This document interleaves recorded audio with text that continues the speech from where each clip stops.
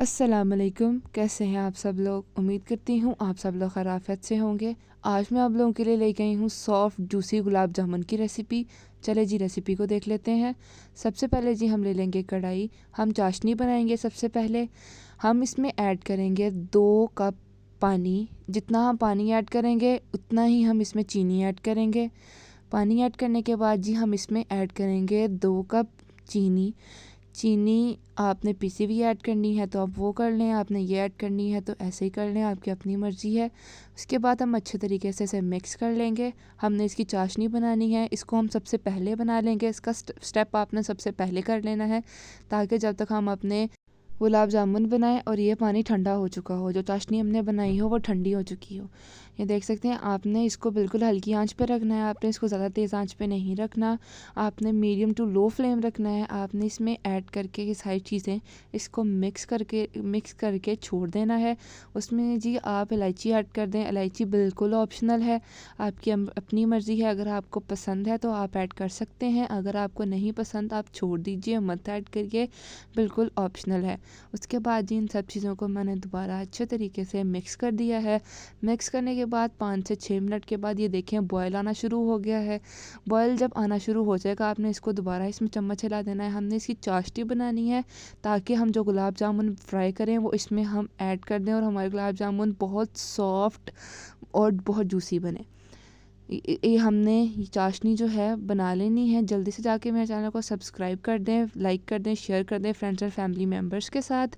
उसके बाद जी हमने उसको बना के सेपरेट कर लिया।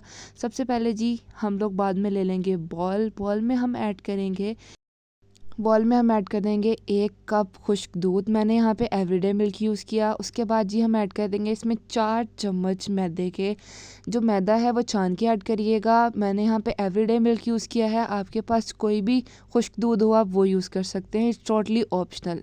उसके बाद जी मैंने इसमें ऐड किया 1 चम्मच, बिल्कुल भर के नहीं, थोड़ा सा, ज़्यादा भर के नहीं ऐड करना, बेकिंग पाउडर। उसके बाद जी मैंने इसमें ऐड किया 1 चम्मच घी। अगर आपके पास देसी घी है तो वो ऐड कर लें, नहीं तो दूसरा ऐड कर लें, आपकी अपनी मर्ज़ी है। उसके बाद जी आपने नीम गर्म दूध, ज़्यादा ठंडा भी नहीं और ज़्यादा गरम भी नहीं, आपने नीम गर्म दूध से इसको अच्छे तरीके से मिक्स कर लेना है। मतलब इसकी डो बना लेनी है सॉफ्ट सी। आपने इसकी ज़्यादा हार्ड डो नहीं बनानी। कम से कम मैंने इसमें 1 कप थोड़ा थोड़ा करके दूध ऐड किया है। आप ये देख सकते हैं। पहले मैंने इसको थोड़ा सा चम्मच से मिक्स किया। चम्मच से मिक्स करने के बाद मैंने इसको हाथों से भी हल्का सा मिक्स किया। उसके बाद इसको मैंने 5 मिनट रेस्ट पे छोड़ के इसके छोटे छोटी सी बॉल्स बना ली हैं। आपने ज़्यादा बड़े बड़े नहीं बनाने क्योंकि इसने फूलना भी है। अभी जब हम इनको फ्राई करेंगे ये ऑटोमेटिकली अपने साइज़ में डबल हो जाएंगे, लेकिन आपने इसको छोटी छोटी सी बॉल्स बनानी है। उसके बाद जी हम लोगों ने ऑयल को अच्छे तरीके से गर्म कर लेना है। आपने ना इसको भी स्लो फ्लेम पे पकाना है, आपने हाई फ्लेम पे इसको फ्राई नहीं करना। आपने इसको मीडियम टू स्लो फ्लेम पे इसको फ्राई कर लेना है। ये सारे आहिस्ता आहिस्ता आप देख सकते हैं। इसमें हमने सारे के सारे ऐड कर देने हैं। सारे के सारे ऐड करने के बाद इसको रेड गोल्डन सा कलर आने तक इसको अच्छे तरीके से फ्राई कर लेंगे। बहुत आसान सी रेसिपी है, इसको आप लाजमी ट्राई करिएगा और मुझे इसका फ़ीडबैक कमेंट में लाजमी दीजिएगा। अगर आपने कोई रेसिपी बनवानी है, आप चाहते हैं आपको अगर किसी चीज़ की रेसिपी चाहिए तो मुझे कमेंट करें ताकि आपकी विश फुलफ़िल हो सके। जल्दी से जाके मेरे चैनल को सब्सक्राइब कर दें ताकि हर नए आने वाली वीडियोस आप तक पहुंचती रहें। बेल आइकन को प्रेस करना मत भूलिएगा। ये आप देख सकते हैं कि किस तरह ये मतलब जो फूल के खुद ब खुद ऊपर आते जा रहे हैं। आपने ना इसके अंदर ऐड करके इसको चम्मच ज़रा नहीं हिलाना, मतलब भूल ही जाएं कि आपने इसमें डाला हुआ है कुछ, तो मतलब इतना भी नहीं भूलना, वापस भी आ जाना है। उसके बाद आप देख सकते हैं इसने मतलब ऊपर खुद आना स्टार्ट कर देना। ये देख सकते हैं आप जिस तरह ऊपर आ रहे थे ना, सेम इसी तरह ये फूल के खुद ब खुद ऊपर आना स्टार्ट हो जाएंगे। उसके बाद जी हमने ऑयल से निकाल कर डायरेक्ट चाशनी में इनको ऐड कर देना। ये देख सकते हैं मैंने ऑयल से निकाल के इसको डायरेक्ट चाशनी में ऐड कर दिया है। ये इतने मज़े के बनते हैं ना, इतने जूसी, बिल्कुल ऐसे लगते हैं जैसे बाहर से आपने मार्केट से ख़रीदे हों।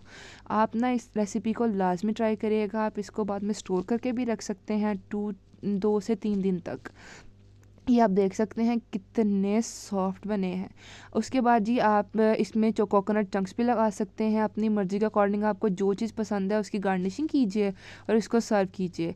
मिलते हैं अगली वीडियो में, तब तक रखिएगा अपना ढेर सारा ख्याल, दुआ में मुझे याद रखिएगा। ओके जी, अल्लाह हाफ़िज़।